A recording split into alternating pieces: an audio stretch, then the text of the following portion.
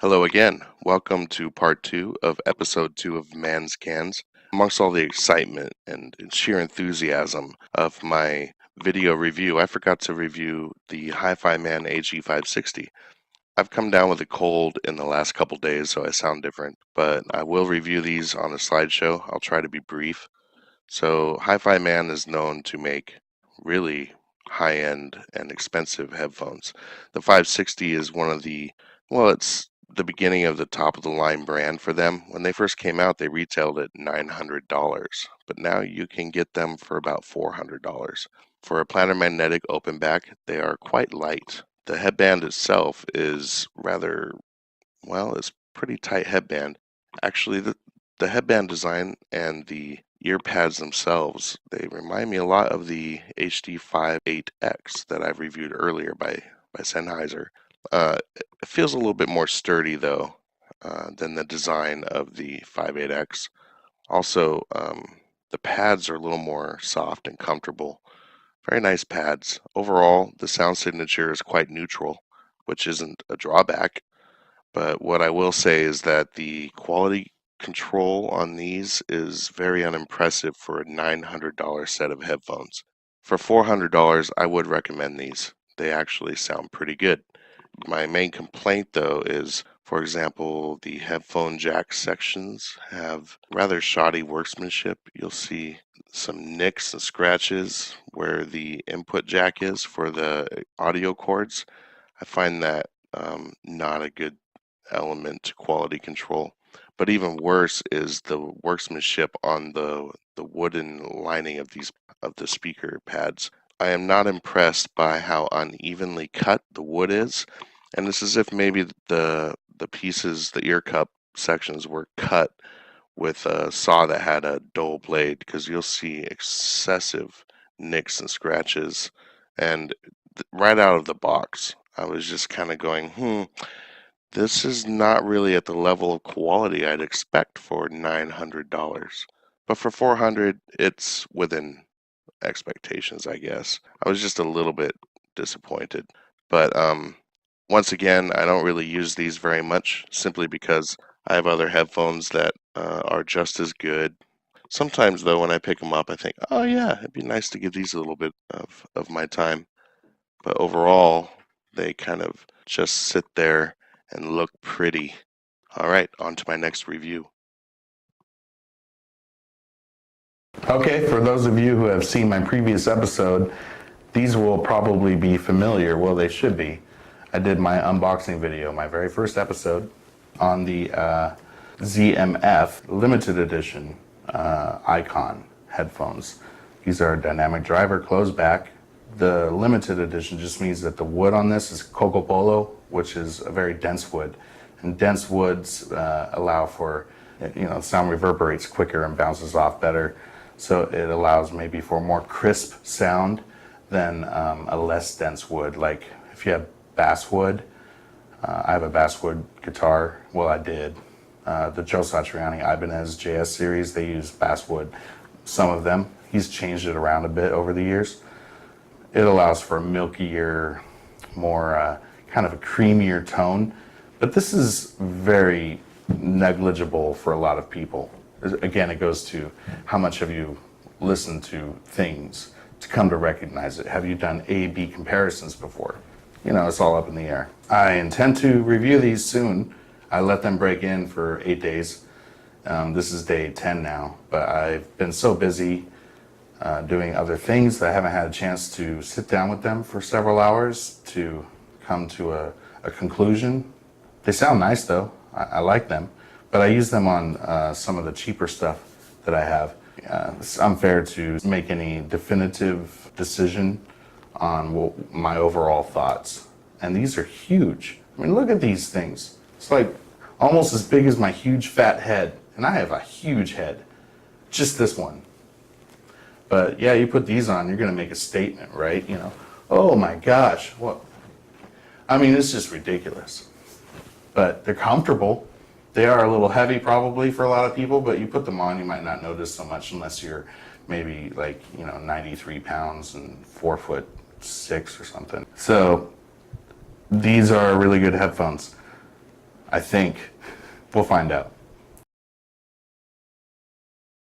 Now I'm going to go into the final section, which is earbuds, or IEMs, in-ear monitors. So the higher end earbuds, people usually call them IEM. I actually use inner ear monitors a heck of a lot. I prefer earbuds when I'm on the go, and I travel a lot, and so I just bring a little music player with me and earbuds because it's just so much less to carry. I actually thought of using the Eikon for travel, so when I'm on the plane, I can show everyone how special I am with these huge headphones, and the flight attendant will be like, "Would you like to use these Bose noise canceling?" And I'll say, "No, look at me." I just put them on, and I'm making a statement, right? Just show everyone, I'll just look around and see if surreptitiously, but not surreptitiously, if other people are looking at me, and like if I can see the jealousy in their eyes, or even like moments of wonder. Like my dream would be if a 3-year-old kid was like, "Mommy, look at his headphones," and then the mother would say, "Yeah, don't be a fool like that idiot and spend your life savings." Where was I?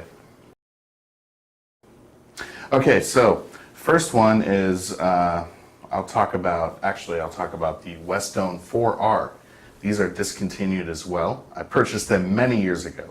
So at first, my first earbud was the Shure SE215 model now. I like the over-ear design because microphonics, like when you're wearing them and they go like this and you have them hanging low, you'll hear like, but you don't really hear that when you got over-ear because you're canceling out a connection point. So when you're walking around, you don't hear the microphonics as easily, if at all. Also, you can change the ear tips on these. These ones I use kind of like ear plugs, and I wore them a lot when I go on plane rides. I don't use them much anymore. Sound signature wise, I did like them a lot when I got them because I used the Shure HE-560 at the time, which were my first rather expensive earbuds. Those are really trebly. They sound really good. They sound quite good actually, but over the years, I've come to change my preferences and understand a little bit more about what I like with music based on the music that I listen to and with the devices I have, and I kind of grew out of the 535. But these were kind of a change from what I would get from the Shures because these have pretty good bass, okay mids, but the treble is muddled in my opinion for most devices I use it with. But I liked them a lot for several years. I haven't gotten rid of them. I don't know about selling earbuds. It's kind of weird. Like, "Oh, these have been in my ears for years. Now your turn to enjoy my wax." But, oh well, whatever. Every once in a while I bring them out and use them. This is a nicer cable at the time, but now I realize it's really not that big a deal. The braided design is okay. Of course, like most people, I think you can get annoyed with them easily tangling up. That's one of the drawbacks of IEMs. Okay, here we go. Now these are Sennheiser. Again, apparently I'm a fan of Sennheiser, aren't I? How many? 1, 2, 3, 4 or 5 Sennheiser headphones that I own. I previously owned several others, but these are the Sennheiser IE800. These are very frustrating earbuds for me. I'll tell you why. These are a dynamic driver earbud, kind of a large driver as well. They're known for their bass. Really good audio quality on these things. Very tiny footprint. These are small earbuds, and that's part of the drawback to its design. So I like the cable, it's not bad. I like that you can detach it here. It's good in case you're snagging on something and you don't want to hurt the cable and maybe bring extra tension on the bud end of the connectors. Because if these break, you're kind of screwed. What I hate though is when you get these, they come with ear tips that suck. I'm not really too fond of silicone tips, and that's the only option that you get. I bought these from Comply. And the foam tips, they fit better in my ear. I guess I have huge ear canals. I mean, almost everything about me is huge.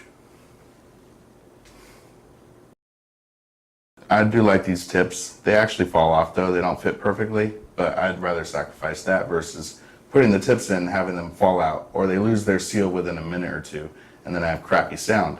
When these are properly fit in your ear canal and have a good seal, they sound excellent. I love it.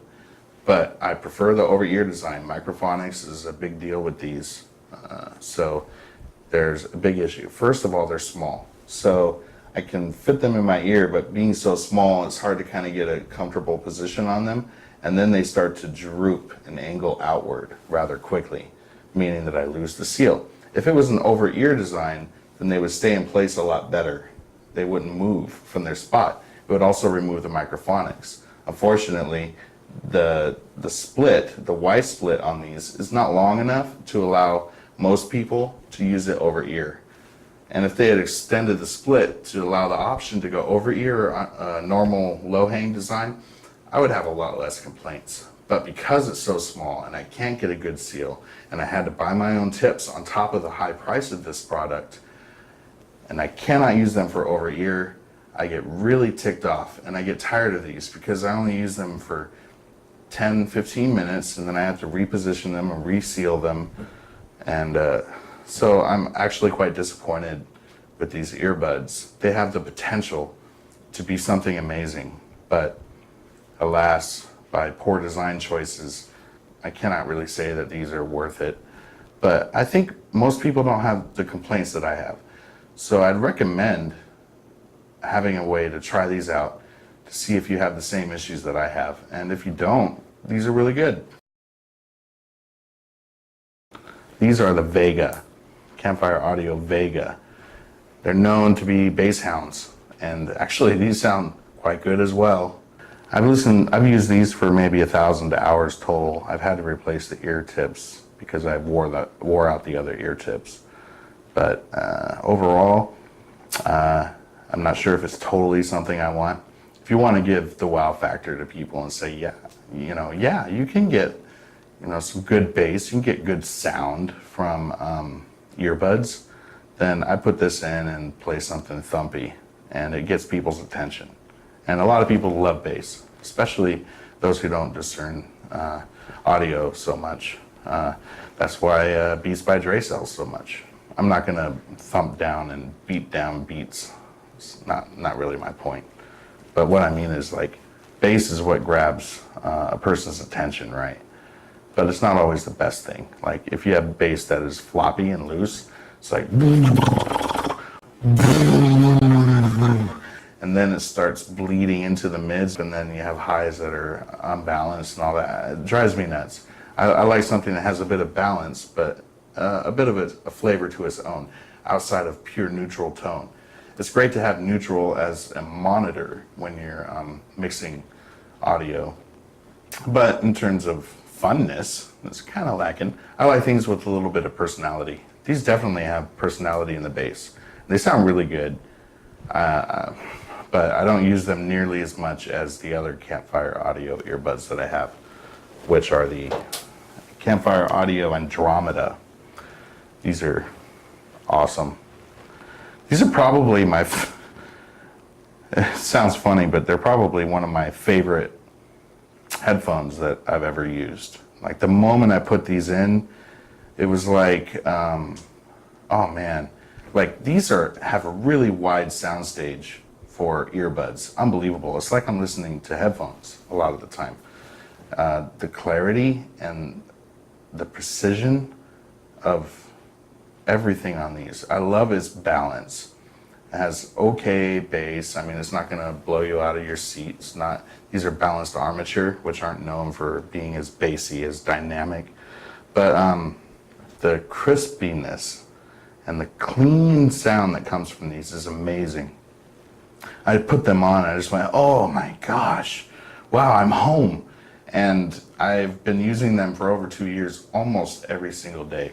It's starting to get wear and tear on them now. They're kind of losing a little bit of the finish, and just kind of, they're getting aged. I had to replace earbuds twice on these.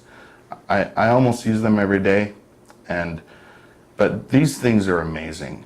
If I lost them today, I would go out and buy them right away if I had money. But I bought Eikon recently, so I don't. So I can't lose them. Every time I go on travel, I bring these.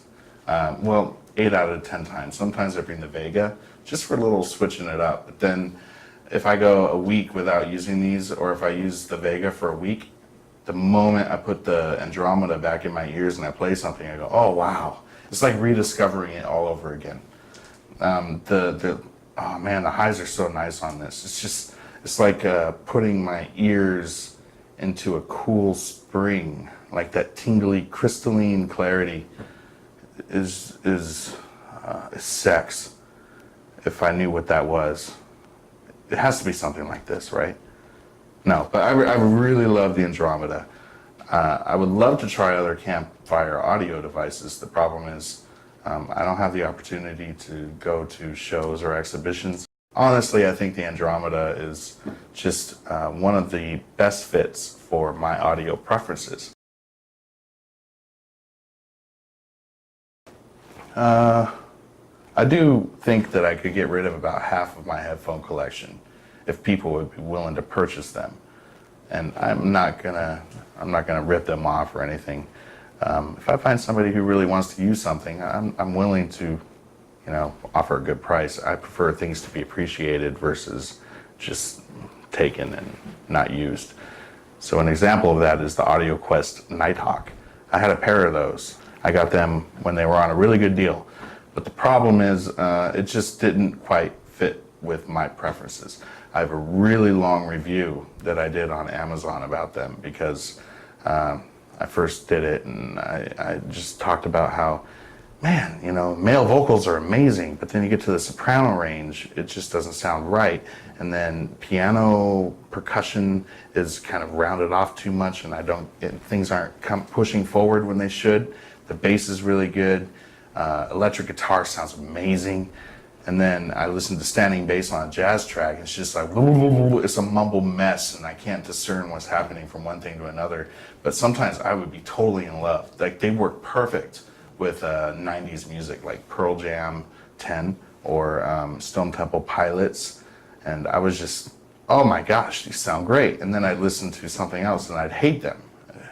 It's just like the most manic evaluation of headphones I've ever come across. Because typically I can just love it or hate it, right? So I ended up trying to sell them, but one guy I had everything, the original packaging, only the cable used only once. I did break them in for 300 hours and give them a reassessment.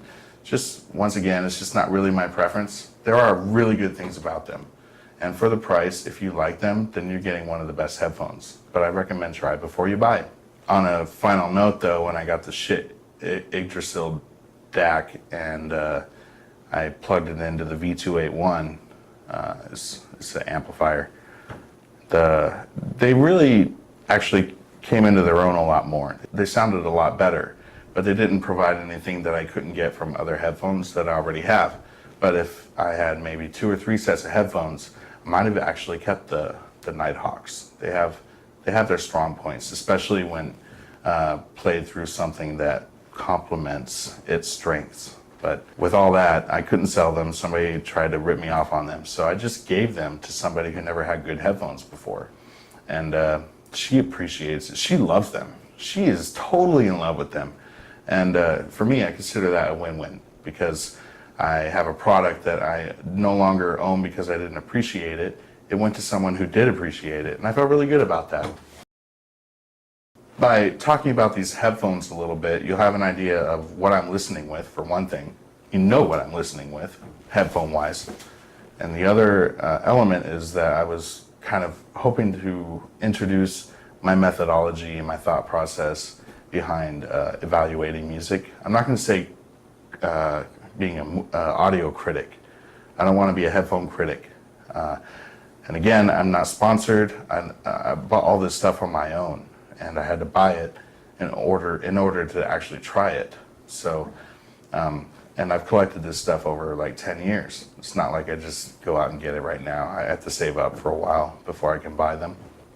But ultimately, you might have an idea now where I'm coming from when I evaluate headphones. And So in the future, when I talk about things, you'll know where I'm coming from. It's not a professional, but a hobbyist. Outside of that, thank you for watching. I hope you add me on Twitter, Facebook, MySpace, Instagram, WhatsApp. Oh wait, I don't have any of those accounts. So just enjoy the next episode, whenever that is. And thank you for your time.